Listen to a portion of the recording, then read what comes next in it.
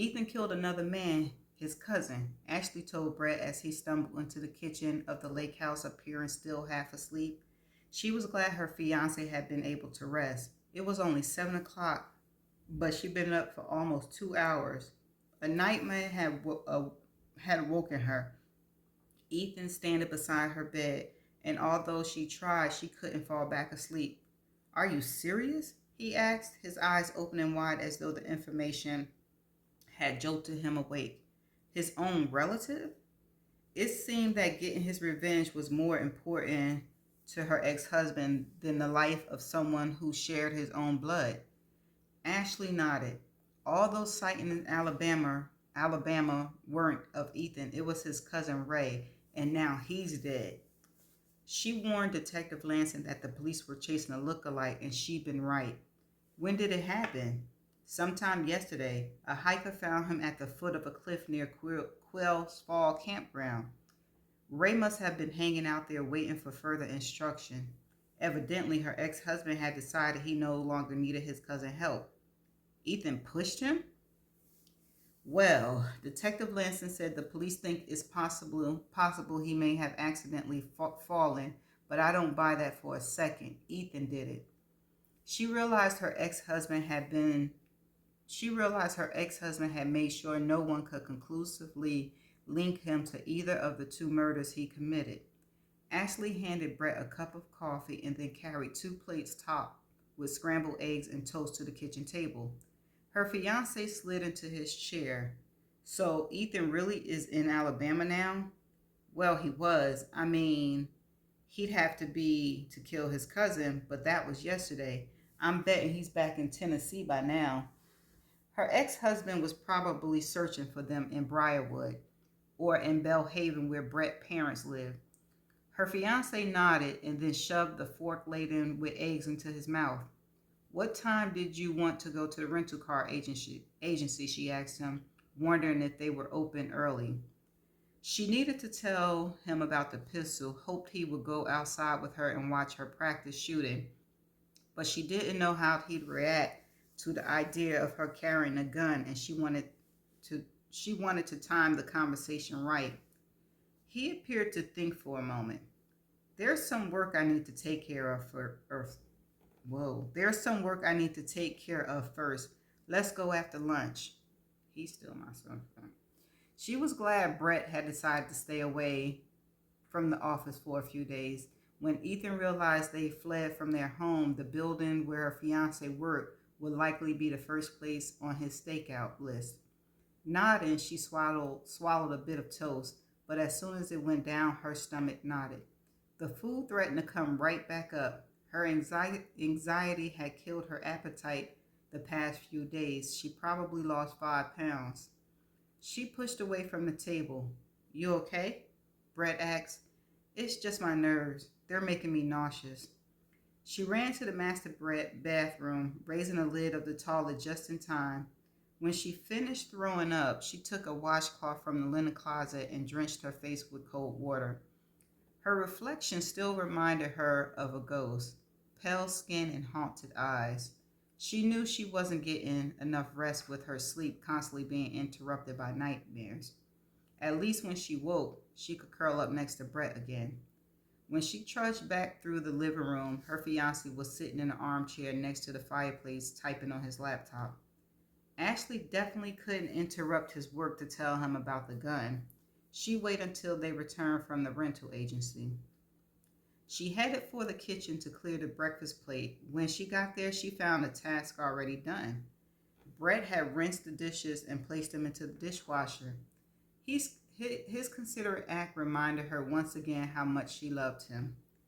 Ashley scooted her tablet and cell phone from the counter, padded through the living room, careful not to disturb her fiancé, and slipped out of the sliding glass door onto the covered back deck. A thunderstorm had blown through during the night, ushering in morning air that felt fresh and clean. She plopped into the lounge chair and woke her tablet. She scanned the Nashville news site, checking for updates on the manhunt of her ex-husband. Finding nothing, she had decided to change her search in Alabama when a headline caught her eye. Cedar View doctor murdered. When she tapped the link, the doctor's photo popped up. Ashley felt a chill run through her. She recognized him. Guilt filled her heart. She was sure Ethan had struck again. An innocent man with a loving family who needed him had been murdered. And again, she was to blame. She grabbed her cell and called the detective. Lansing, he answered after the second ring. Hi, it's Ashley.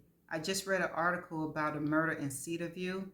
Dr. Charles Fisher, she told him. It happened last night. I think Ethan did it. Yeah. Why? Lansing asked. She took a deep breath, bracing herself for the question that would likely follow. When Ethan went to prison, I was pregnant, she said. Dr. Fisher was my OBGYN. The detective paused. That's it? Ashley knew he was likely thinking the doctor had hundreds of patients, that she was connecting dots that didn't exist. Hear me out, she said. After Ethan murdered Steve, he could have killed Brett and me. There was no one to stop him, but he didn't. He's toying with me, throwing our past together in my face. First the teddy bear, then the fake sighting at Quells Fall campground, now this. Maybe, but why the doctor? She signed, not wishing to go into details, because Ethan wanted a child. He might think that it's Dr. Fisher's fault he doesn't have one. Okay, I get it.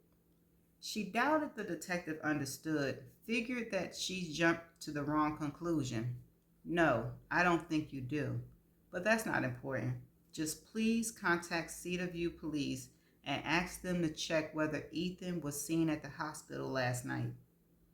She knew there must have been surveillance cameras mounted all around the building. All right, consider it done, the detective relented. Thank you. She hoped that Cedar View PD would take the information seriously. At least she knew the tip would carry more weight coming from a detective rather than a concerned ex-wife. You should fly to Aruba or Tahiti, Lansing said. Stay gone until your ex is caught. The idea sounded wonderful. She'd like to leave tonight. Take her father and brothers along with them, but her fiance wanted to stay in Tennessee. If I can get Brett to agree, I'd go in a heartbeat, she told the detective, but he thinks we're safe here at the lake house. Hope he's right. Think it over. I will. Ashley disconnected the call. She knew Ethan had murdered Dr. Fisher, could feel it in her bones. She wished she could have anticipated her ex-husband's last move. If she'd been able to figure out his plan, she could have warned Detective Lansing. The doctor might still be alive. Who would Ethan target next? Brett seemed unlikely. Her ex-husband had passed him on first and likely easiest. Chances her ex-husband had passed on him first and likely easiest chance at her fiance the night he killed Steve. He was probably planning to save Brett for last, knowing how much the loss would hurt her. Maybe he would attack her father or her brothers. She wasn't sure. One thing she did know for certain, now that Dr. Fisher was dead, she couldn't postpone the conversation she dreaded any longer. Her past was catching up with her fast, and she feared Brett would be crushed by the fallout. She had to dampen the blow. Ashley couldn't let him find out about the tragedy she suffered from someone else. She needed to come clean with her fiance, open her old wounds, confess everything, all of her secrets.